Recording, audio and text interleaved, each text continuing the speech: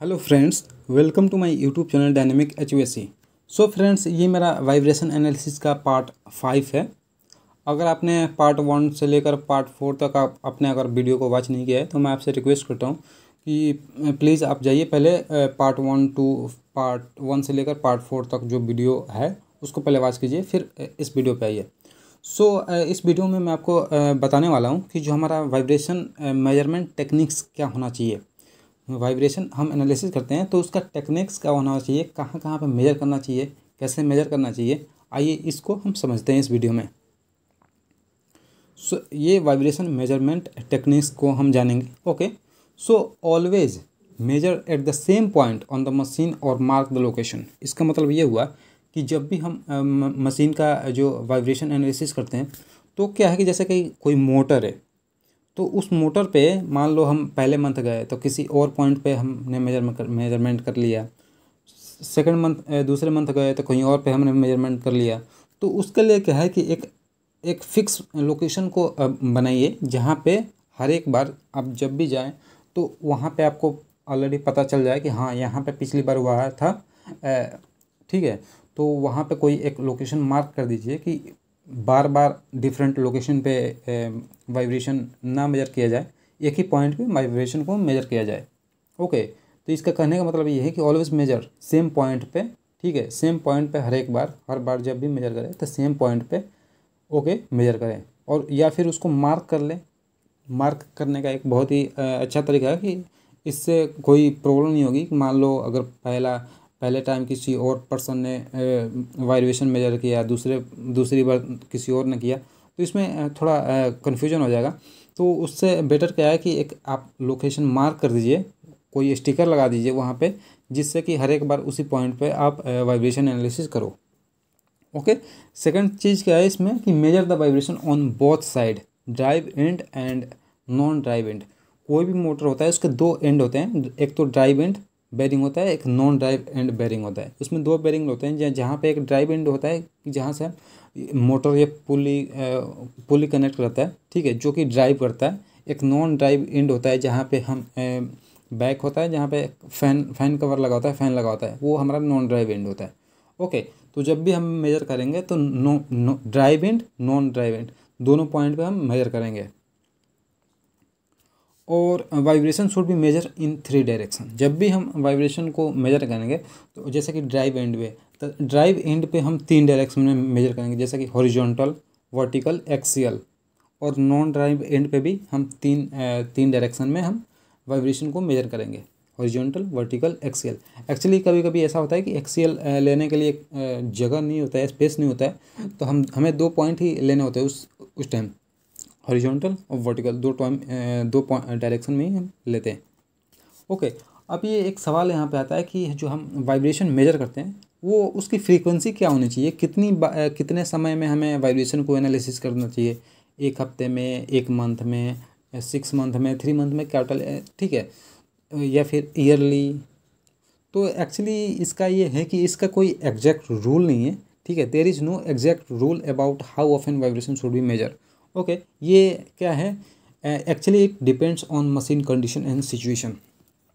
ये actually depend करता है आपके मशीन की कंडीशन क्या है, उसकी क्या सिचुएशन है, उसके अकॉर्डिंग वाइब्रेशन मेजर किया जाता है। मशीन अगर ज़्यादा क्रिटिकल है, ओके, तो उसकी फ्रीक्वेंसी कम होगी। अगर मशीन ज़्यादा क्रिटिकल नहीं है तो उसकी फ्रीक्वेंसी ज़्यादा होगी। या फिर कोई मशीन ऐसी है कि जो कि बार बार ब्रेक डाउन आ रही है, तो उसमें क्या है कि कुछ मॉनिटर करना पड़ता है, उसको मेजर करना पड़ता है, तो उसकी फ्रीक्वेंसी कम होगी।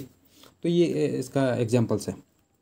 Okay, if the machine is going break down frequently, so that time it is necessary to analyze the machine vibration with in week और मंथ। ओके, ये जैसा कि मैंने बताया कि कोई भी मशीन अगर फ्रिक्वेंटली ब्रेक डाउन में जा रही है तो उस समय ये आपका जरूरी होता है कि उस मशीन को वाइब्रेशन एनालिसिस करें वीकली या फिर 15 दिन पे या फिर मंथली। ये आपका फ्रीक्वेंसी जितना ज़्यादा कम होगा वो ज़्यादा बेटर होगा, जिससे कि अर्ली फॉल्ट को पता किया जा सके। ओके, और इसमें note maintain a vibration record of all equipments and machines. Okay, इसमें क्या है कि जब भी हम वाइब्रेशन एनालिसिस करते हैं तो सपोज दैट सारे मशीनों का एक रिकॉर्ड मेंटेन करें।